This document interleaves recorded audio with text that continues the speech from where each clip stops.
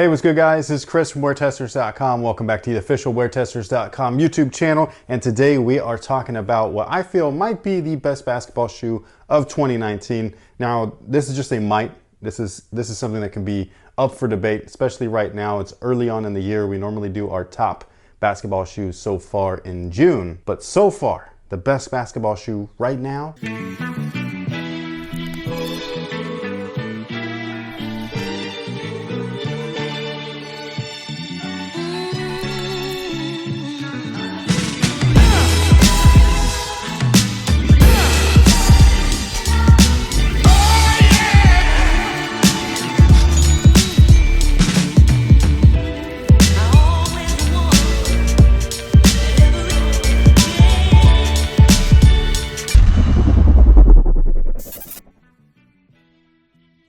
that's right guys, it is the Nike KD12. It's surprising for me at least because I did not like the last two models from the KD line. These however, just, oh man, these are awesome dude. Like, I think that this is one of the most well-rounded sneakers, especially from Nike basketball. I guess if we're just specifically talking about Nike basketball, this is the one. If we're talking about from all other brands, like I said, that's up for debate. I do have one from another brand that could be like a 1 and a 2, you know what I'm saying? Like it could knock these out of the #1 spot and all that stuff. They can be intertwined or interswitched, interchanged. What is the thing? I don't know. I need a thesaurus. But we're not here to talk about those. Today we're talking about these. Again, this is Nike KD12. This is the University Red colorway. These are fire, dude. Now again, I think that this is one of the more well-rounded shoes. So when I try to pick like a best basketball shoe, I try to make sure that everybody is kind of kept in mind, not just myself. It's not my personal pick or anything like that, although it might be, but I'm not sure. Like I said, there's other shoes that I'm kind of like, I don't know yet, but we'll talk about that stuff later. These I just feel like are great for most people. The traction on these things is fantastic, indoors, outdoors, even though it's translucent. Like we've had issues with Nike in the past, like almost all the time, about their translucent rubber. This time around though, this stuff it's just all grip, no slip. It's awesome. I did take these outside. I prefer them inside. I think that outside they're a little bit weaker, like the material's a little bit soft and all that stuff as far as the rubber is concerned. So it's not gonna last like a long ass time out there. But something that is great for outdoors is their cushion. And something that I thought that was really weird about these is that the air unit is orange. It's like this bright fluorescent orange. It's kind of weird. I think I said weird already. Yeah? The word of the day. Might be, I'm not sure. Thesaurus might be the word of the day.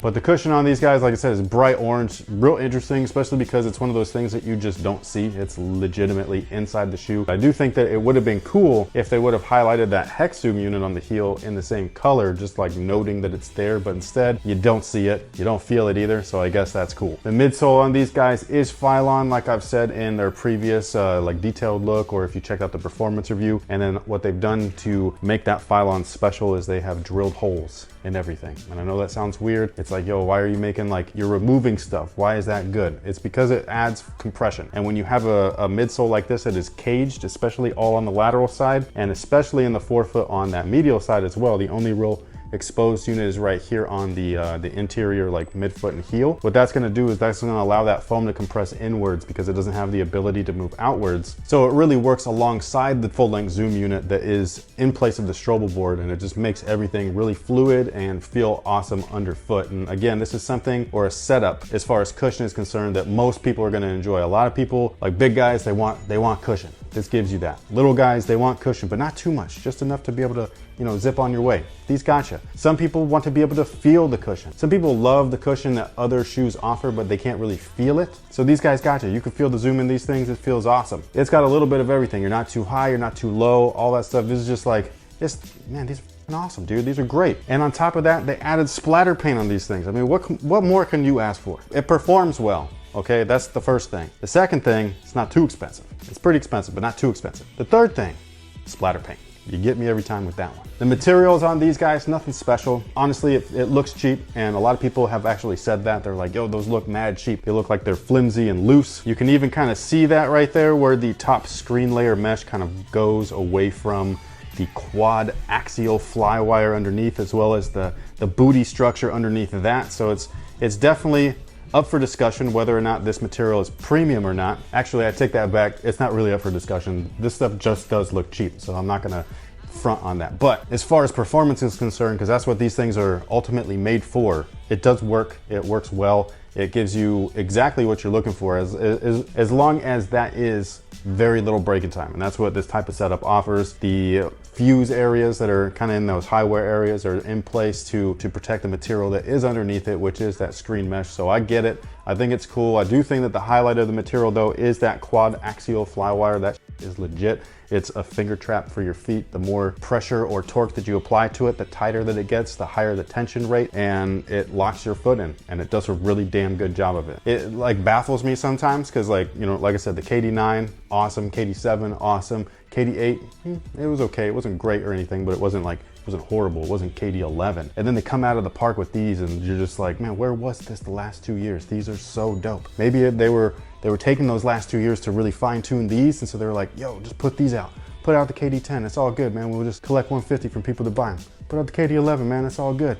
We'll collect 150, maybe, I don't know. All I know is that these things are so dope that I'm just like, what happened the 2 years prior? The overall fit on these things, as far as casual use goes, I did actually grab these in a half a size up because my true to size, which are these things right here, I hooped in these ones, and true to size works great for me for basketball, but they are very snug, man. Like, I'm talking about like straight jacket snug, especially at, you know, this weird area right here. The tongue is connected to the upper, very similarly to the KD5, and that's a long ass time ago, but it reminds me of that. So I decided to order this pair in a half a size up just to kind of see how they feel, and to be perfectly honest, they feel like they both feel the same, man. I don't know. So if you're gonna be wearing them casually, go up half a size at the minimum, just to kind of give you a little bit of wiggle room, some swelling space, all that kind of stuff. And if you're hooping in them, I'd go true to size personally. If you have a wide foot, definitely try them on, because a half size up might not be like the best option. You might have to like go a full size up. I don't know. They do fit with a brace. I did that with these guys right here. So for anybody curious, it's good, you know what I mean? Like, you're not gonna have to worry about it. Go with your true size, wear your brace, you're gonna be straight. And that is pretty much everything. I don't really have anything else to say. This colorway right here was supposed to release on May 3rd, and I don't know what happened. They didn't say anything. It's been actually very irritating because a lot of shoes, from the Gary Paytons, the GPs, we have a review on those, click right here. Shameless plug all day. To this colorway right here, they're just like being like, just kidding, we're gonna sell all these release dates and then we're gonna postpone them. I mean, it's like the DC universe.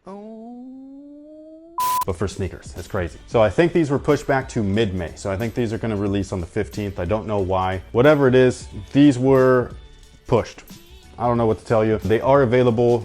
I don't know if they are anymore, but I grabbed my pair from Hibbett Sports before they got checked by Nike and been like, you're not supposed to sell those yet. So I ordered them with quick shipping and all that stuff. They got here today and I'm happy with them. I think that these things are fantastic. Again, probably the best shoe so far of 2019, but again, it's only May. Stick around for next month. We're gonna do a full-on like best basketball shoes of the year so far. And then again, at the end of the year, we typically do our full-on list of everything, because we still got a lot of stuff. We got the next LeBron, we got the next Air Jordan, the 34s, we got the Soldier 13s, the new Hyper Dunks haven't even come out yet. We got a whole bunch of stuff that has not even released yet. So out of everything that's kind of released, this is like the best so far. But you guys let me know what you think down below in the comment section. Do you agree? Have you played in the KD12s? If not, why not? Like, what are you waiting for? These are fantastic. It's probably the colorways. The colorways have sucked so far. Only one. What is this? Besides the 90s kit, but like those kept getting moved around and all that stuff. And I saw those in person yesterday. You did too. They're kind of ugly. I love the pop, like that fluorescent like volt or whatever that is with the splatter and all that stuff. But then they made the upper brown. Like, why is it brown? What's that got to do with the 90s? Anyways, thank you guys so much for watching. Thanks for all the support, and until next time, guys, have a good one.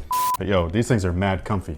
Well, as soon as you had mentioned the 90s kid, she brought these out. She brought these out, and I was like, yo, like, you know how everybody is like, oh, they bit. Everybody's after Nike. Under Armour bit Nike. Yeah. You know what I'm saying? Like, oh, Adidas, they're biting Nike. Bruh, they all copy each other, man. They all copy each other. Straight up. Nike's got informants that work at these factories, and they're like, ring, hey, guess what they're doing over at Under Armour?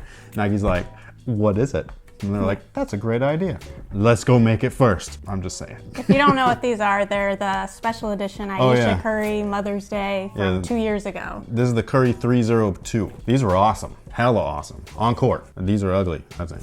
I know that you like them. This was her first gifted pair. Yeah, it was. Right? Of anything. So they're a little special in that sense. But yeah, those 90s kids, the midsole treatment is fresh, but then the upper looked like this. And I was like, why'd you do that? I didn't even notice that they had a brownish tint until we saw them in person. I kind of was like hoping it was gray. And I was like, maybe it's just the colors. Because like I said, like I've said this many times in many videos, but like the Nike images, man, they look different. Like you don't know what you're really getting, you know what I mean? Like even these, I pulled these out of the box today and I was like, those are kind of like pink. Shopping online can be quite the gamble. Like not only because you don't know how things are gonna fit properly, which is why you look up like reviews and but even stuff just like the that. colors, you never know. The color, the fit thing, I think everybody's aware of. It's the color thing that really gets me. Yeah. You know, because the color is like, well, it's a crapshoot. even when we edit stuff here, we can we do it all on the computer, and then you look at it on a phone or a tablet, and things will change. It looks different. That's the thing, is that our screen, like everybody's like, not everybody, but there's some people when we're done uploading,